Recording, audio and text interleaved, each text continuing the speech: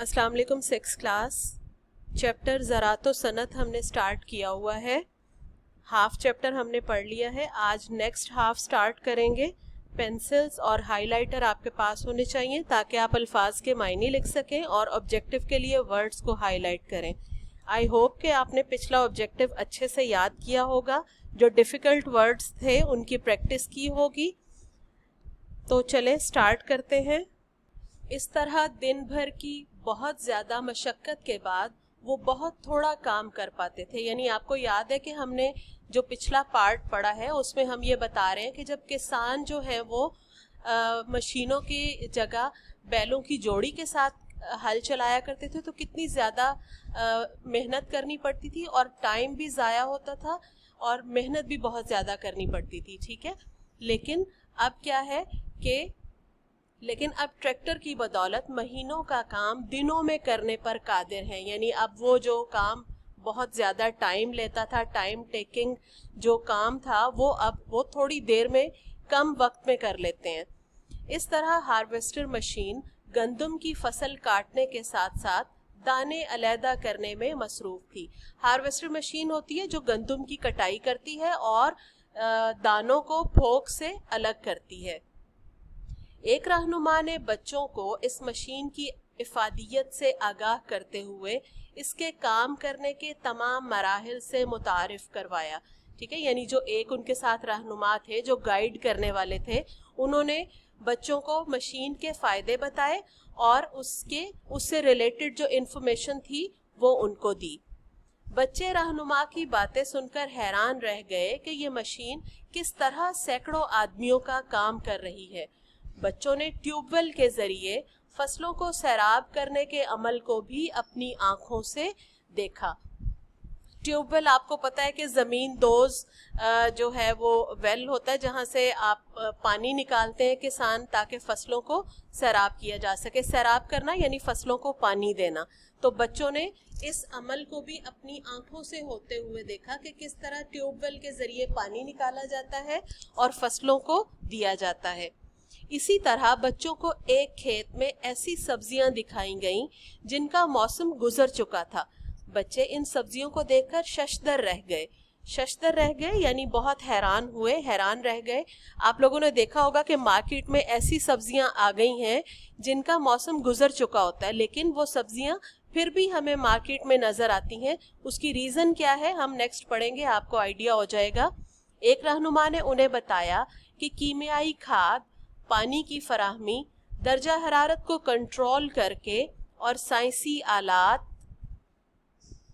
के इस्तेमाल की बदौलत अब हर मौसम में हर सब्जी को उगाया जा सकता है। अब यहाँ पे मैं आपको थोड़ा सा समझा दूं कि रहनुमा बता रहे हैं कि जब हम खाद डालेंगे सब्जियों में, ठीक है, और मुनासिब पानी जितना के रिक्वायर्ड है, जितना पानी चाहिए होता है वो देंगे और उसके बाद दर्जा हरारत को कंट्रोल करके यानी टेम्परेचर को कंट्रोल करके साइंसी आलात की मदद से जब हम सब्जियों को उगाएंगे तो बेमौसमी सब्जियां भी उगेंगी। यानी अब इसकी मिसाल आप इस तरह से ले सकते हैं कि कुछ सब्जियां होती हैं जो गर्मियों में उगती हैं, ठीक है, उनको ज़्यादा दर्जा हरारत की ज़रूरत होती है तो वो गर्म मौसम में उगती हैं, और कुछ सब्जियां जो होती हैं वो सर्दियों के मौसम में या बहार के मौसम में आती हैं, उनको कम दर्जा हरारत की ज़रूरत होती है।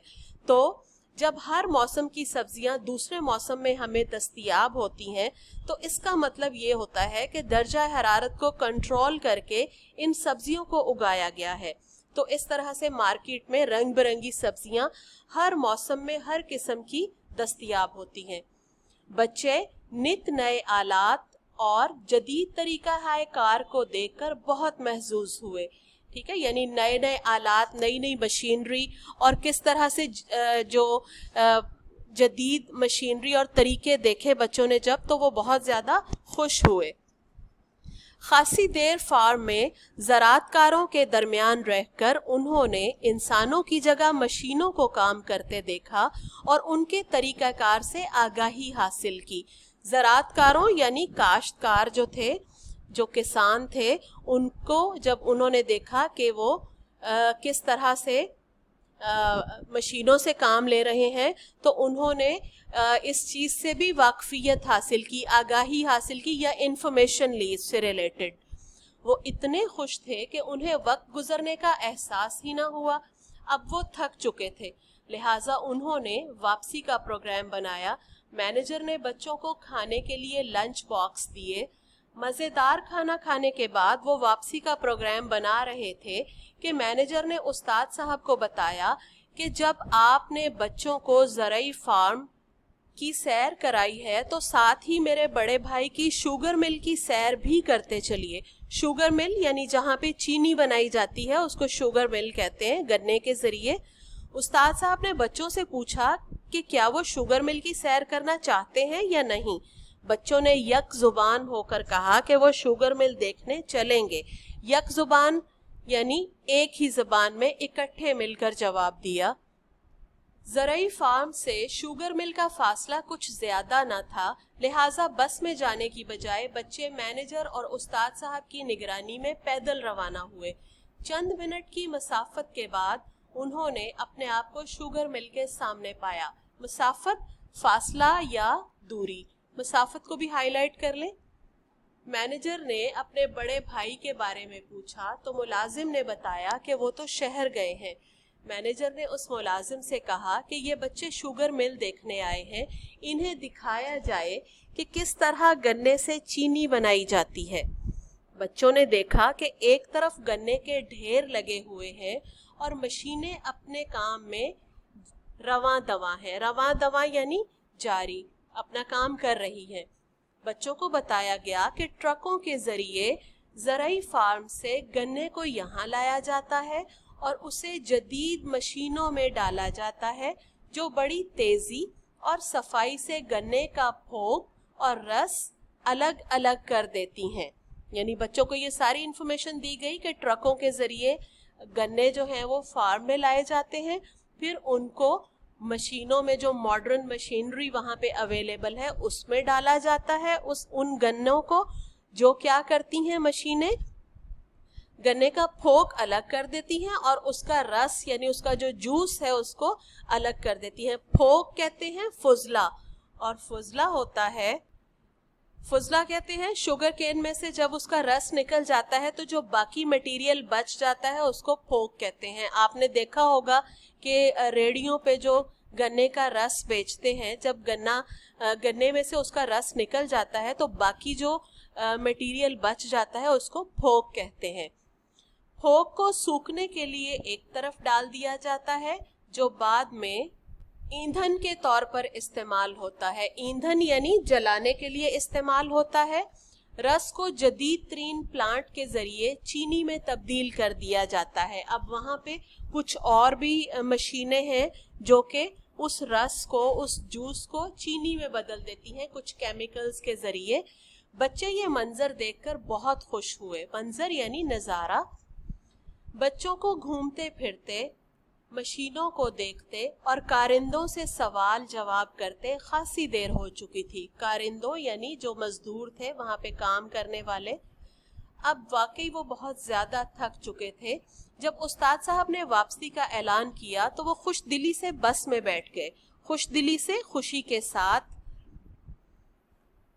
उस्ताद साहब ने मैनेजर का शुक्रिया अदा किया कि उनके ताउन से बच्चों को न सिर्फ ज़रई फार्म बल्कि शुगर मिल देखने का भी मौका मिल गया। ताउन यानी मदद या हेल्प, जिससे बच्चों की मालूमात में खातिर ख्वाह इजाफा हुआ, यानी बच्चों की मालूमात में इजाफा हुआ, ख्वाहिश की खातिर ख्वाह इजाफा हुआ, यानी उनको जितनी रिक्वायर्ड थी, जितनी इन्फॉर्मेशन उनको चाहिए थी, उनकी ख्वाहिश के मुताबिक उनको वो इन्फॉर्मेशन वहाँ से मिल गई। ठीक है, चैप्टर हमारा कंप्लीट हो गया है। कल हम इंशाल्लाह मश्क करेंगे। आज आपकी डायरी ये है कि आप लोगों ने बुक रीडिंग करनी है जितना हमने पढ़ा है, और साथ में ऑब्जेक्टिव आपने अच्छे से याद करना है, और इसके साथ साथ आपने फुल चैप्टर इमला भी रेडी करनी है। हम किसी भी अल्फाज, किसी भी लफ्ज़ को इमला के तौर पर पूछ सकते हैं। आपने फुल चैप्टर इमला रेडी करनी है। कल इंशाल्लाह जब मश्क करवाई जाएगी तो साथ ही आपको इमला भी करवा दी जाएगी। ठीक है, थैंक यू।